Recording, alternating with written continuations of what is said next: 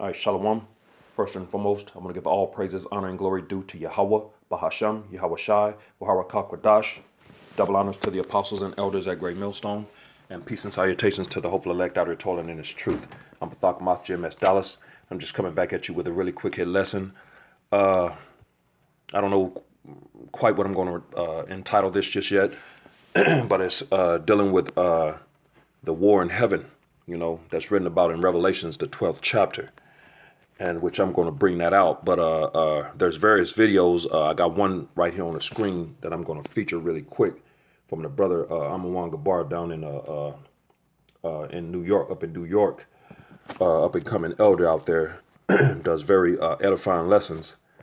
And I'm going to take this excerpt, and then I've got another. There's a more. This was about maybe 8 or 9 months ago, 10 months ago, but there's another that just recently happened in Argentina, which this one on the screen is the Iranians, Salaki, and there's another one that just recently happened in Argentina.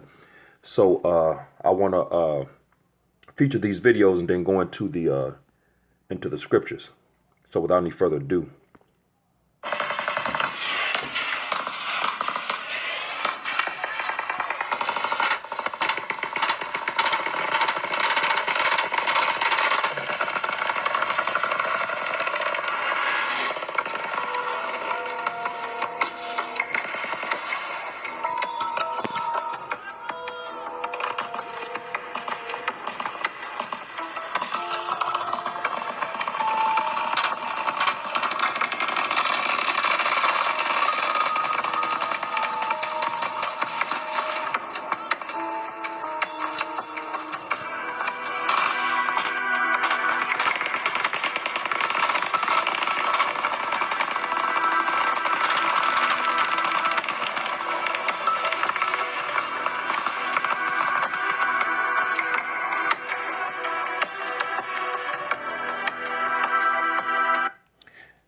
And as you can see, with all that bullet fire, nothing hit that chariot, man. The chariot was just playing games.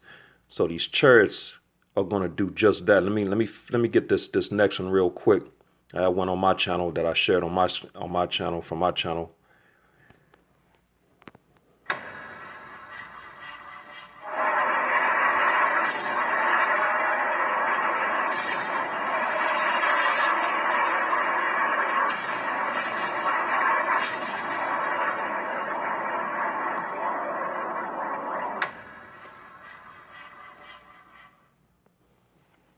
So now I want to get into the scriptures because that first one was the Iranians, and that last one was in Argentina, and they're like shooting uh, at the missiles, man. I believe that was. Let me see. Yeah, Argentine air defense were filmed trying to shoot down the chariots of the Most High, man. So now without any further ado, because these things are written about in the scriptures, because that's exactly what's going to happen.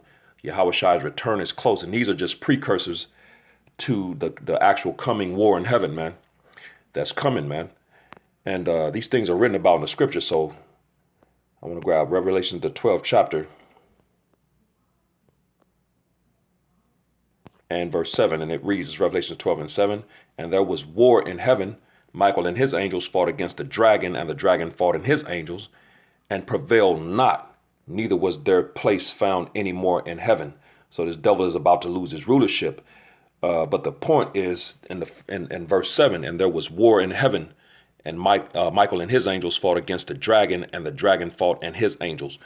Because in the church builders in the Christian doctrine, they teach that that's talking about there was a war in the spiritual realm with the Most High, with Satan, who was so-called the most beautiful angel, was jealous of the Most High and wanted to be the Most High, and him and some other wicked angels got together and caused a war in heaven and were cast down, and that's where they believe your eternal hell comes from, where you go and burn in hell and fire for eternity.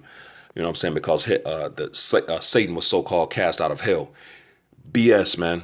The Christian doctrine is a bunch of BS.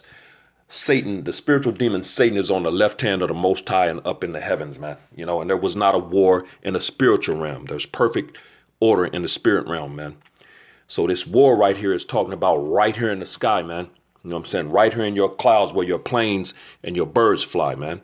So there's going to be a war in heaven, and Michael and his angels, the chariots are going to fight against the dragon, which represents Esau, and the dragon fought in his angels, man, which is his military. And of course, these other nations are going to come together. They're going to all come together, and their militaries, and they're going to fight, man. They're going to try to fight Yahushua and the angels. As a matter of fact, and the scriptures back that. So let me go here. This is Isaiah chapter 34. And I'm just start at the top and read down. Isaiah 34:1. Come near, ye nations, to hear, and hearken, ye people. Let the earth hear, and all that is therein, the world and all things that come forth of it. So, hey, the prophets are out here. It says, "Come forth, ye nations, to hear," man. So this message is going out throughout the four corners of the earth by the mouth of the servants of the Lord, the prophets, man. For the indignation of the Lord is upon all nations, and that indignation represents the Lord's righteous anger, and his fury upon all their armies. There it is, right there. So these armies is about what the Most High Yahweh Bashem Yahushai, his son Yahushai, when he returns, is about to engage with. He hath utterly destroyed them, so they're going to lose. He hath delivered them to the slaughter. They're going to die, man.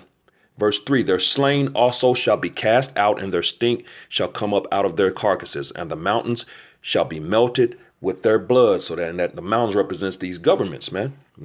These governments are about to fall, man. These current governments, man, which represent rulerships, thrones, which I'm going to get into all of that. Verse 4, and all the hosts of heaven shall be dissolved, and the heavens shall be rolled together as a scroll. That's the thermonuclear destruction, man. And all their hosts shall fall down as the leaf falleth off from the vine, and as a falling fig from the fig tree. So they're stealth bombers, and their fighter jets and all their little planes are going to fall down, and the military in general, they're the men, what I'm saying, and women of the military, but their planes and their stealth bombers and their fighter jets and all these different things are gonna fall from the sky like a leaf or a fig from a fig tree, man. Verse 5, for my sword shall be bathed in heaven, which is those thermonuclear missiles. Behold, it shall come down upon Idumea, which is Greek for Edom, which is red, which represents you Edomites, man. You're not white. You're the red people of the planet, man. There's two color schemes, red and brown. And upon the people of my curse to judgment, which are you Edomites, man. So, and the Most High has that righteous indignation towards you. You can get that in the book of Malachi 1 and verse 4, man. You know what I'm saying? So that war in heaven is talking about when Yahushua and the angels return. These devils are going to, and their militaries are going to try to fight, man. You know what I'm saying? As a matter of fact, there's an account in the book of Esdras, second Esdras, that goes into it as well. And I'll grab that real quick. This second Esdras, chapter 13, and I'll start at verse 5. Second Esdras 13 and 5. And after this I beheld, and lo, there was gathered together a multitude of men out of number from the four winds of the heavens. So they're going to be coming from all four corners of the earth, man. A multitude of men. That's these nations, man. From the four winds of heaven to subdue the man that came out of the sea. And the man that's going to come out of the sea is Yahushai. And when it says the sea, it's not talking about the water here on earth. It's talking about the heavens, man, the Shemayim, So he's going to be coming out of the sky, man, and they're going to try to subdue him. And that word subdue, when you go into it, it means to overcome or bring under control by force, man. So they're going to try to fight Yahushua and the angels, man, when they return, man, and scriptures back that up. Verse 6, but I beheld, Salakia, and lo, he had graved himself a great mountain and flew up upon it. But I would have seen the region or place where out the hill was graven, and I could not. So this is Esdras he was describing the chariot that Yahushua came in, man. So it was a giant chariot, big as a mountain, man. But it wasn't a mountain because he would have saw the place that the mountain had came out of. It was a giant chariot, man. He hadn't seen anything like that, and he was trying to describe it, the best way he could. Verse 8.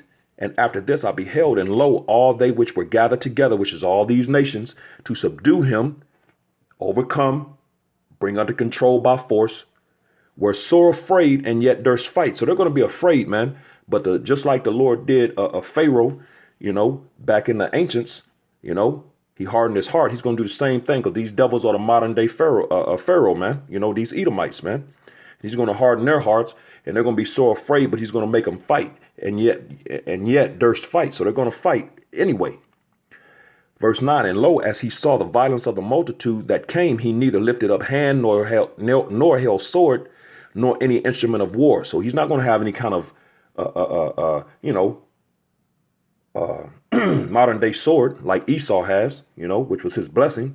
Verse 10, but only I saw that he sent out of his mouth as it had been a blast of fire, and out of his lips a flaming breath, and out of his tongue he cast out sparks and tempest, which is those rays, man, those nuclear, not nuclear, Salakia, those laser beams, man, those rays that are going to come out the chariots, man, that concentrated heat, man, the beams of light, those heat beams, Verse 11, and they were all mixed together, the blast of fire, the flaming breath, and the great tempest, and fell with violence upon the multitude which was prepared to fight. So it's going to be a violent end. It's going to be a quick end to these devils, man. And burned them up every one, so that upon a sudden of an innumerable multitude, nothing was to be perceived but only dust and smell of smoke. And when I saw this, I was afraid. So Ezra's got afraid seeing this vision, man. You know what I'm saying? So it's going to be very bad for Esau and these nations when they try to fight the Lord, because they're definitely going to try to fight the Lord when he returns. That's what this is going into. That's what the war in heaven represents, which those two videos that you just witnessed were precursors to that coming battle, that coming war, man. So I'm going to go back to and we're going to get because it's spoken of in Daniel, in the book of Daniel. It was prophesied as well. This is Daniel's chapter 7 and verse 9, and it reads, I beheld till the thrones were cast down, and the Ancient of Days did sit, whose garment was white as snow, and the hair of his head like the pure wool. His throne was like the fiery flame, and his wheels as burning fire. So that proves that the Most High has a body, and he's a so-called black man. He has woolly hair, man. There's only one nation of people on the earth with those characteristics, man, and that's the so-called African Americans. So it says, but the point I was getting is in the beginning of the verse, I beheld till the thrones were cast down. So the thrones represent rulership, man. These governments. Russia is a throne, China is a throne, Iran is a throne, North Korea is a throne. So all of these different rulership, Germany is a throne, all these different governments and their rulership, because they're all in joint heir rulership with Esau right now, man. And it goes into that, I believe, in Revelation, the 17th chapter, how they gave their power to the beast for a period of time, man. So Daniel, the 7th chapter and verse 9, I beheld till the thrones were cast down. So those thrones, those governments, these rulerships are going to be cast down, man. You know what I'm saying? Because that's exactly what Yahushua is coming to do, man. He's coming to take these devils down and take possession of the planet, because that's his inheritance.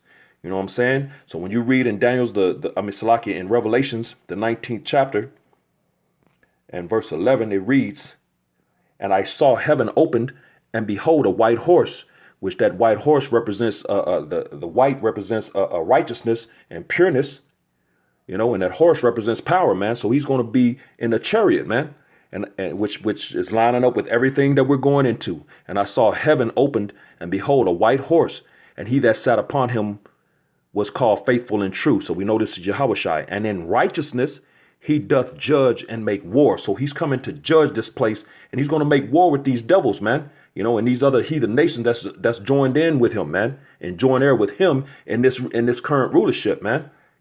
Just like there's going to be a joint heir in righteousness, Lord willing, I can be a part of that. The elect with Yahushua and his inheritance. There's a joint heir on the left hand side with Esau, man, with these other nations, man. So it says he's coming to judge and make war, man. So he's coming to bring judgment on the planet. He's going to make war with these devils and these other nations joined in with him, man. And his current kingdom, this current rulership, will be cast down, as we just read in Daniel the seventh chapter, man. And it's going to be taken by force, man. So he's coming to take what's rightfully his, man. The planet Earth, and everything in it, man, including these people, which that was given to him by his by the heavenly Father, in Psalm the second chapter, So the kingdom will be taken by force, mind you, by war, and that's prophesied, man. But first, I want to go to Psalms and get that in Psalm the second chapter, man. Because that was Yahweh Shai's inheritance, man. There's a Psalms chapter 2, and I'll just get to the point. In verse 8, ask of me, and I shall give thee the heathen for thine inheritance, and the uttermost part of the earth for thy possession. So there it is, man. That's why when Yahweh Shai returns, he's coming to return and take possession of the earth, man, because it belongs to him. And he's going to get these heathen, these other nations outside of the nation of Israel is going to be his inheritance, man. They're going to be slaves, man, and it's going to be taken by force. So when we go to Daniel the seventh chapter, back to Daniel the seventh chapter, we're going to drop down to verse 18. And it reads, Daniel 7:18, but the saints of Yahweh Bashem Yahweh Shai, the Most High, shall take the kingdom by force, war, and possess the kingdom forever, even forever and ever. And who are the saints, man? The Israelites, Psalms 50 and the 50th chapter, Psalms 148, and Psalms 149, man. Tells you who the saints of the Lord are, man. You know what I'm saying? So I'm going to drop down one more to verse 27, and I'm going to bring this lesson to a close. I just want to do a real quick hit lesson, man. I saw that video, and it reminded me of the other video, because the war in heaven, that's to come. That's a coming prophecy, and those things are just precursors to the actual war in heaven that's coming. This is Daniel chapter 7 and verse 27, and it reads, and the kingdom and dominion and the greatness of the kingdom, Salaki, under the whole heaven shall be given to the people of the saints of the Most High. So the Lord is about to give the earth back to the rightful people, beginning and starting with our big brother, man. This belongs to him. As a matter of fact, in the Lord's Prayer in Matthew the 6th chapter, what does it say? Thy kingdom come, thy will be done in earth as it is in heaven, man. Because there's a perfect order in the heavens, a righteousness and perfect order in the heavens that's going to be reestablished in the earth, because right now the earth has been given into the hand of the wicked, Job 9:24. The Lord gives the earth, the rulership of the earth, to whom he will, Daniel 4:17, man. And he's given it to the basis of men. But those things are about to be taken from this devil, and the rightful people are about to reclaim it and rule it in righteousness, beginning and starting with our big brother Yahweh Shai, and of course the Israelites, beginning and starting with the elect. So Daniel 7:27, and the kingdom and dominion and the greatness of the kingdom under the whole heaven shall be given to the people of the saints of the Most High. We know who the saints are, whose kingdom is an everlasting kingdom. That's the kingdom of heaven, everlasting, and all dominions shall serve and obey him. So you're going to serve and obey Yahweh Shai, man, when he returns, when he comes to take his inheritance. Psalms the 2nd chapter, man. And then join heir, Romans 8:17, the elect, the nation of Israel, beginning with the elect, you're going to bow to them and obey them as well and join heir because of our big brother Yahweh Shai. So these things are coming, man, with that war in heaven, these things that we've been seeing with these chariots and these military shooting, trying to shoot them down and destroy them, and they can't touch them, is just a precursor to things that are coming, soon coming, man. You know what I'm saying? So I just want to go in really quick on that when I saw that video. And hopefully this was edifying to the hopeful elect. With that, giving all praises, honor, and glory due to Yahweh, Bahasham, Yahweh Shai, Waharakak Wadash, double honors to the apostles and elders at Great Millstone, and peace and blessings to the elect, the house of David, the Bayath, Shal Dawadah, Shalom.